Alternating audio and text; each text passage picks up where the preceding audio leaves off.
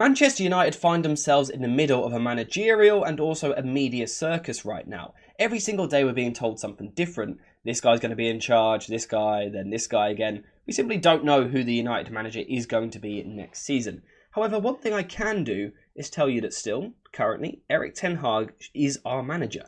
And I can actually go one step further. I can make an argument for why that should still be the case next season.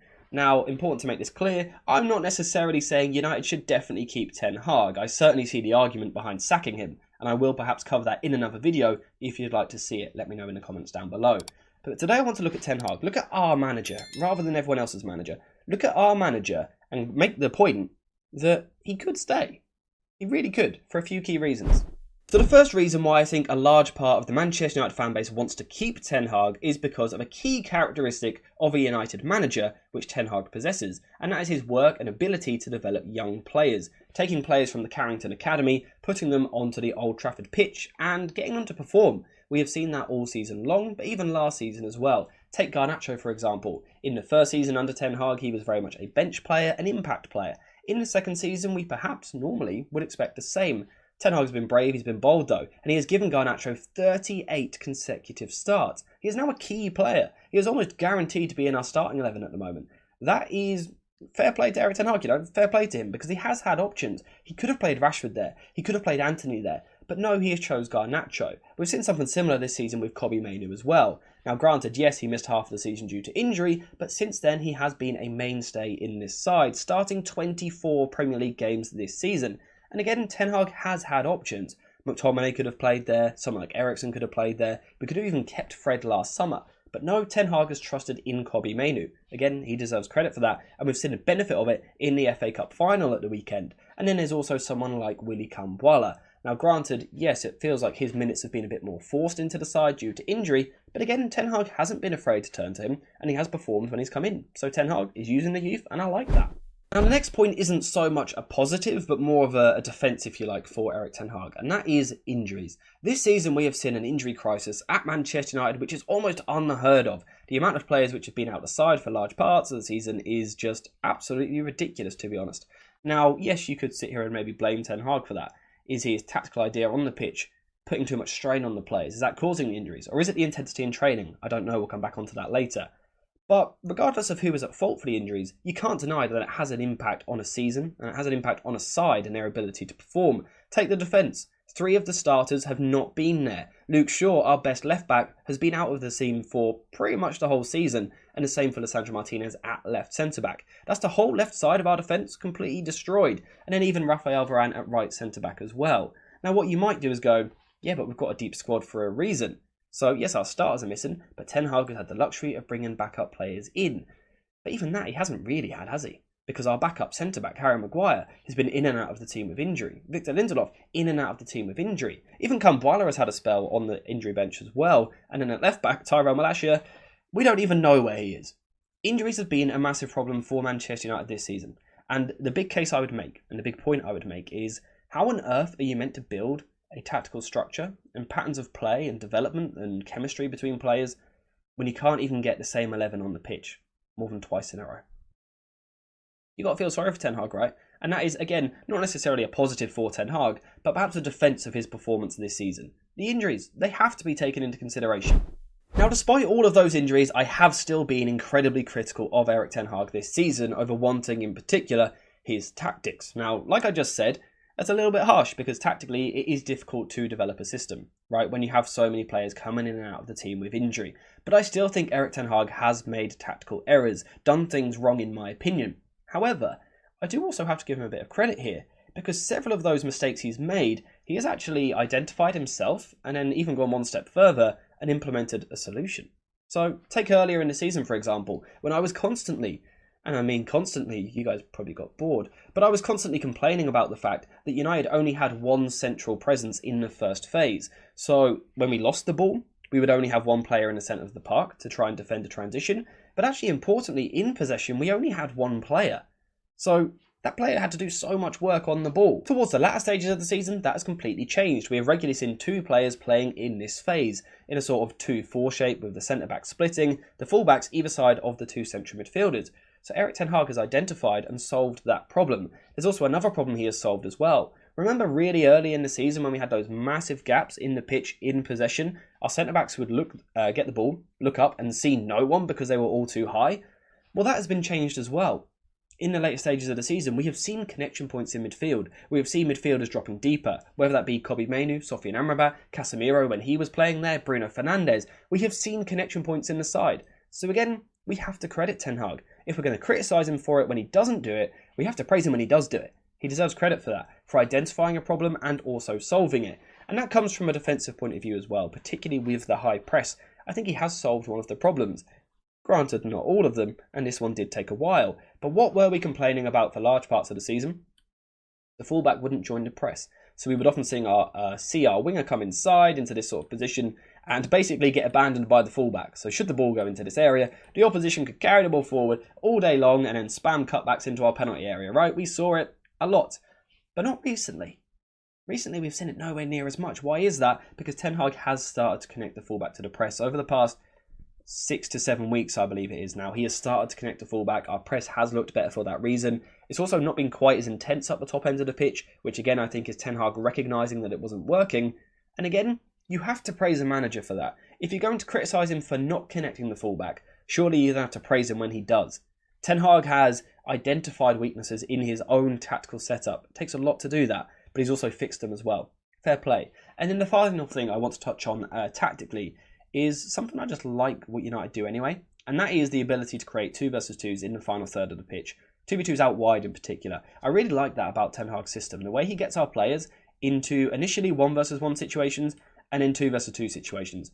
Now, we haven't necessarily always seen the benefit of it this season because our players make interesting decisions at times, shooting when we should be playing the overlap. But in general, I like this tactical idea. So again, that's another positive for me. And I think with different players, we could see this really improve in the future. I think there's a lot of potential there. And that's the next key point. So before we continue into the video, a quick shout out to today's video sponsor, JerseyFifa.com, the home of all of the greatest football kits. Whether that be the new latest releases or the old classic ones like this, Jersey FIFA has something for everyone, and now you can check it out yourself using the link in the description down below.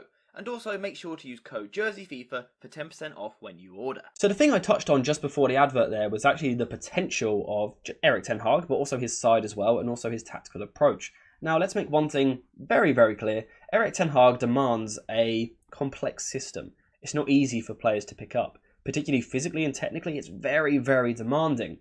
But when you are able to execute it, when you have the right players to execute it as well, the ceiling is high for it. The ceiling is high for it. It can achieve quite a lot in football. It's a good structure.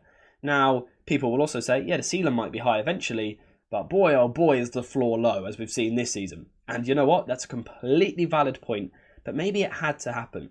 You see, like I've said already, Ten Hag's system is physically and technically demanding. Where are the 2 areas United have struggled for the past decade? That's right, physically and technically.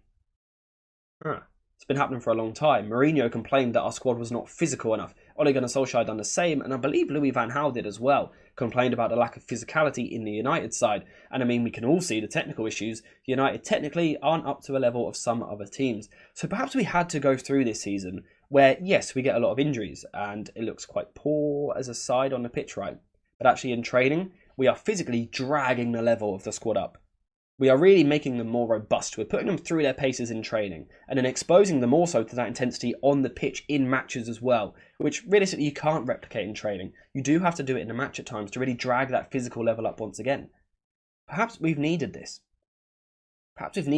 And that's why I think we would improve next season under Ten Hag, because we've seen the players physically make those changes to their game and make those improvements. Dalot, for example, who is someone who has come through this season and looks absolutely brilliant. If you now imagine you go into this summer and you add physical and technical players into the side, I think the whole team really blows up and goes to another level, because I think that's the most important thing here. Tactics are, of course, incredibly important, but your tactics are only as good as your players, right? If your players aren't very good at football, no offence, it doesn't matter what the tactics are, you're going to struggle to really hit the top heights.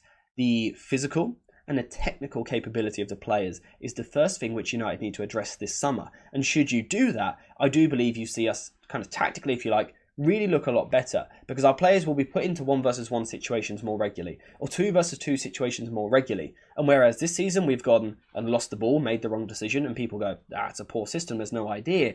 You add different players into it. Next season, they make the right decisions in those areas, and suddenly, tactically, you look brilliant. It's actually because of the players, though.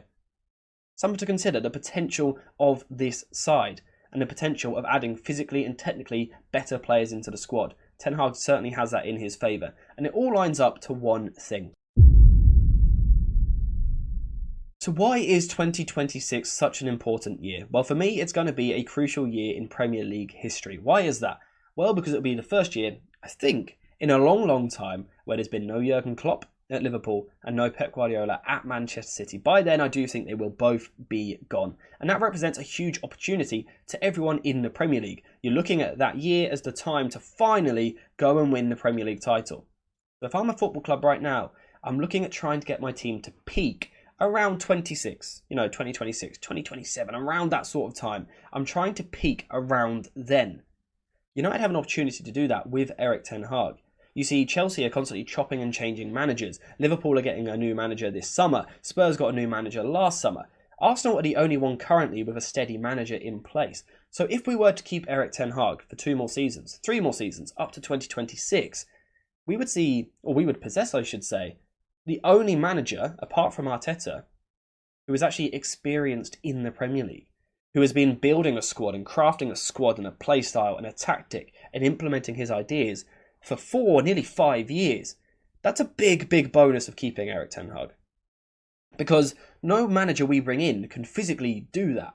They physically can't boast that. The longest amount of time they have now is 2 to 3 years until the 2026 season. Erik ten Hag already has 2 years in the bank. Add that on to the 2 to 3 years coming, aiming for that 2026 sort of challenging title area, that kind of thing. Erik ten Hag has a bonus there over every other manager we could possibly bring in. He knows the squad. He's already gone through that spell where you kind of assess what you've got, figure out who's good enough, who's not good enough. Ten Hag's already done that. He's already been through that. He knows which players he likes. He knows which players he can trust. He knows which ones are good in the dressing room, etc. That's a big, big benefit of keeping Erik ten Hag. So are the other things as well. The fact that he has used a youth. Again, the defences, the injuries. He's struggled with that. But we might come through it better in terms of the potential of the squad. Again, he's used a youth. Tactically, he's addressed some of the problems, which I think is a really good trait for a manager. So I certainly see why you might want to keep Erik ten Hag. Now, I'm not going to sit here and say we absolutely must, right? Because this season, it hasn't been good enough. I completely understand if you want him sacked. I completely understand that, and there are a lot of arguments to be made for him leaving the club this summer. If you want to see those arguments made, let me know in the comments down below if you want to see that video. Almost the opposite of this one. We can look at the other side of the coin. If you want that, let me know in the comments. But in terms of today, I thought we would focus on, instead of other people's managers, why our manager could still be the right man for Manchester United. Let me know if you agree, if you disagree, if I've changed your mind, any of that. Let me know in the comments. But apart from that, I think we're finished for today. So thank you guys for watching. Hope you have enjoyed it. And as always, I'll see you in the next one.